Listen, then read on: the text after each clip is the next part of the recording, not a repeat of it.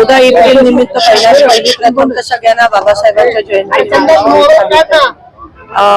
हा दिवस खूप महत्वाचा आपल्या सगळ्यांसाठी आणि बाबासाहेबांचे विचार ते आपल्या आयुष्यात हे जन्मापासून ते शेवटपर्यंत असायला पाहिजे. ते केवळ जयंतीपुरती नाही.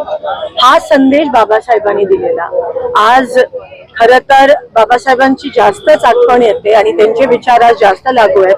कारण का आज कुठेतरी या देशाला च्या लोकशाहीला खूप मोठा खतरा निर्माण झालाय. संविधानाला खूप मोठा खतरा निर्माण झालाय. संविधान बदलण्याच्या गोष्टी हे सत्ताधारी भाजपकडून होत आहेत. बाबासाहेबांना न मानणाऱ्या गोष्टी या ठिकाणी सत्ताधाऱ्यांकडून होत आहेत. लोकशाही चा अंत कुठेतरी होताना दिसत आहे आणि मला असं वाटतं हीच ती वेळ आहे की आपल्याला त्यावेळेस स्वातंत्र्य लढाईमध्ये लढायची चान्स आपल्याला कोणालाच भेटला नाही. पण ही ती दुसरी लढाई आहे जी आपल्याला लढायची आहे आणि आताच संघर्ष करणं, आताच संघटित होणं हे गरजेचं आहे. जात पात धर्म सगळं बाजूला ठेवून ह्या लोकशाही टिकवण्यासाठी, संविधान टिकवण्यासाठी मला असं वाटतं आता काळाची गरज आहे आणि तीच खरी श्रद्धांजली आहे. तीच खरं जयंती साजरं करणं मला असं वाटतं होईल. दर दिवशी रोज मला असं वाटतं उठल्यावर बाबासाहेबांचे विचार आणि संविधान जपण्याचा जे वचन आहे ते आपण घेणं महत्वाचं आहे. उद्याच 3 दिवसाचं संसदीय सत्र आहे महिला आरक्षणावर. पण महिला आरक्षण हे 23 मध्येच काँग्रेस पक्षाने सपोर्ट देऊन पारित केलेलं. त्याच्या आधी 73 आणि 74व्या अमेंडमेंट नुसार आपण पंचायत आणि महानगरपालिका आणि नगरपालिकामध्ये महिला आरक्षण 50% आणलं आणि 2023 मध्ये जेव्हा या लोकांनी अमेंडमेंट आणली की 50% महिला आरक्षण हे पार्लमेंटमध्ये आणि विधानसभेत झालं पाहिजे. तर आज 30 महिने झाले. 30 महिन्यानंतर त्यांना जाग आली आणि आता नेमका इलेक्शन असताना त्यांनी ही घोषणा केली. तर महिला आरक्षणाचं अमेंडमेंट ऑलरेडी पारित झाली आहे.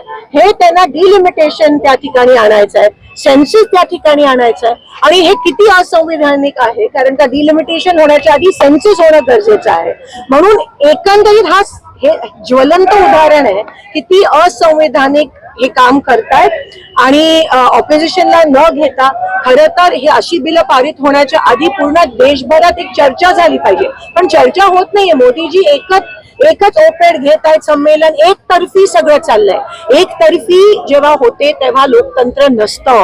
जेव्हा संवाद होतो त्यालाच लोकतंत्र म्हणत असतात. संवादाची ताकद आहे जी आपल्याला बाबासाहेबांनी संविधानाच्या माध्यमातून दिली की लोकांमध्ये चर्चा, लोकांमध्ये संवाद झाला पाहिजे.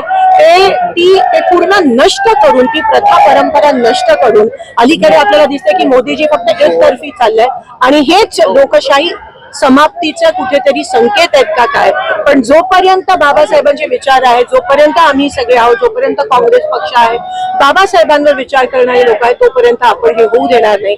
अगदी चौथा स्तंभ जो आहे त्यांच्या समोर पण मोदीजी मागच्या 15 वर्षात आले नाही आहेत आणि तेच मनमोहन सिंगजी अनेकदा आले होते. ह्याच्यावरूनच कळतं की कसं लोकशाहीचा अपमान आणि संविधानचा अपमान हा मोदीजी आणि भाजपकडून वारंवार होतात. राज ठाकरेंनी एक ट्विट केलंय. ते असं म्हणतायत की बाबा बाबासाहेबांची किंवा कुठल्याही महापुरुषांची जयंती पुण्यतिथी आले की त्यांना केवळ टॉलबी लावून कर्णकर्कश आवाजात त्यांच्यासमोर नाचणं ही काही जयंती नव्हे तर त्यांच्या विचारावर चालणं हीच खरी.